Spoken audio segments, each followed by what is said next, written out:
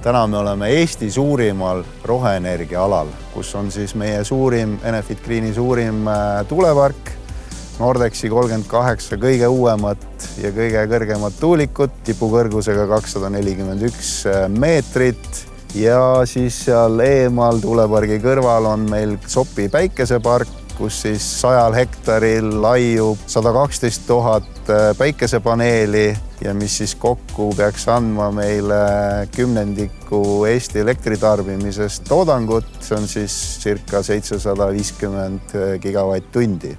Kõige suurem väljakutse selle projekti ajal, ma ütleks, et oli erinevate meeskondade, sealhulgas rahvusvahelise meeskonna tööle panemine ühises ajaaknas.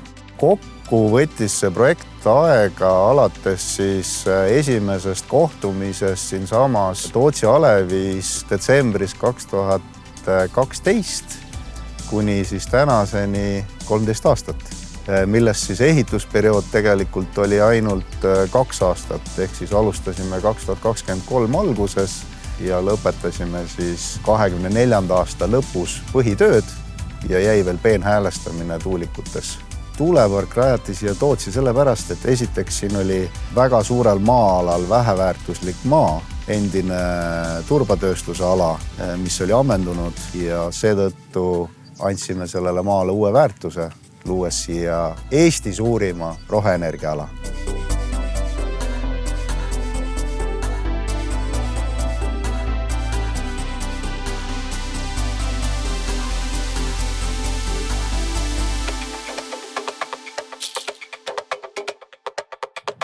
Sopi päikeseparki paigaldati circa 112 000 päikesepaneeli, igaüks 660 vatti võimsusega, mis siis teeb kokku pargi võimsuseks 74 megavatti. Sopi päikesepargis on kasutusel siis kahepoolsed paneelid, mis siis talvetingimustes annavad ka toodangut päikesepaneeli tagakülje pealt ehk siis lumest peegelduvast valgusest.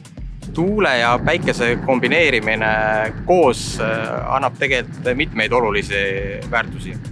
Ühe asjana võib välja tuua ühine taristu, mis siis vähendab elektriliinide kasutust. Saame kasutada ühist alajaama. Samuti tuleb ka siinkohal välja tuua, et tuul toodab meil kõige rohkem sügisest kevadeni, kus siis päike aga toodab meil kõige rohkem suvekuudel. Ehk siis me saame kombineerida 2 tootmisüksust, mis toodavad erinevatel aastaaegadel kõige rohkem. Connecto toimetas siin objektil siis kogu elektrisüsteemiga. Alates siis Eleringi liitumispunktis, kus me võtsime Eleringi hanke, et laiendada liitumispunkti selle roheenergeetika ala jaoks ja sealt alates siis kuni tuulikuteni välja kogu elektrisüsteem ja sidelahendused. Keerukamaid ja väljakutsuvamaid projekti osasid oli siin kindlasti kaablivõrgu ehitus. Et pinnas on niisugune, et väga tihti rasketehnikat ei kanna, veeolud olid omajagu suured, et vesi voolas kogu aeg ja ajaliselt ta võttiski kõige rohkem aega ka.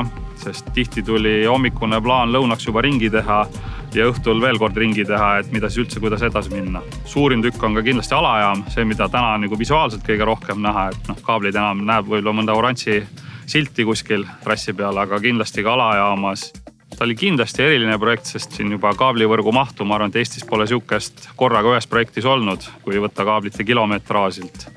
Ja ma arvan, et alajaam samamoodi, et kuidas see suur hoone ja kogu elektrisüsteem kokku saada. Et kindlasti oli ta oluliselt suur ja väljakutseid pakkuv süsteem.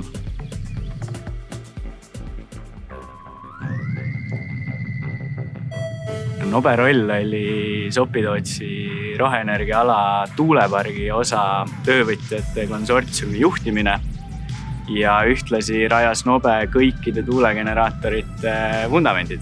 Ühte vundamenti ehitati suurusjärgus umbes 6 aega ja kokku me valasime siia natukene enam kui 30 000 kuupmeetrit betooni. Et võibolla see 30 000 on natukene selline hoomamatu suurus, et kui see nüüd teisendada nendesse betooniautodesse, mida me oleme harjunud ka vahel linnatänavatel nägema, et siis see tähendab umbes 4000 ja peale betooniautotäit betooni, aga hea meel on ka selle üle, et tänu targale projekteerimisele jäi siia suur osa betooni valamata. Nove on kindlasti uhke selle üle, et meil oli võimalus osaleda ja oma panus anda Eesti suurima tuulepargi valmimisse.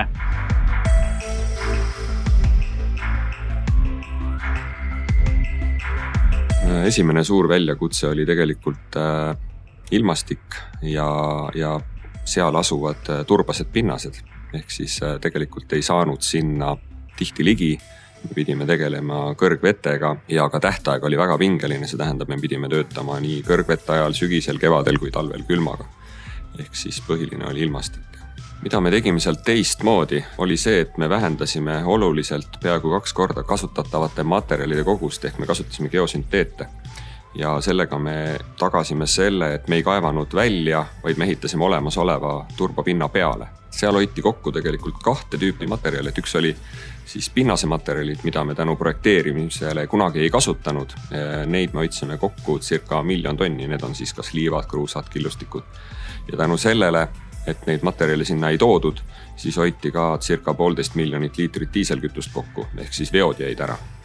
Meil oli nii Connecto kui Nobega varasem kokkupuude tuuleparkide rajamisel, et oma partneritega sujus ülihästi. Ka tellijaga tegelikult selles projektis sujus see väga hästi, et kõigil olid ühised huvid ja tõesti soov see asi kiirelt, ruttu ja tõhusalt valmis ehitada. Et see projekt on küll suuremahulistest projektidest üle aastate selline, kus probleeme kommunikatsioonis ja suhtluses esines ülivähe.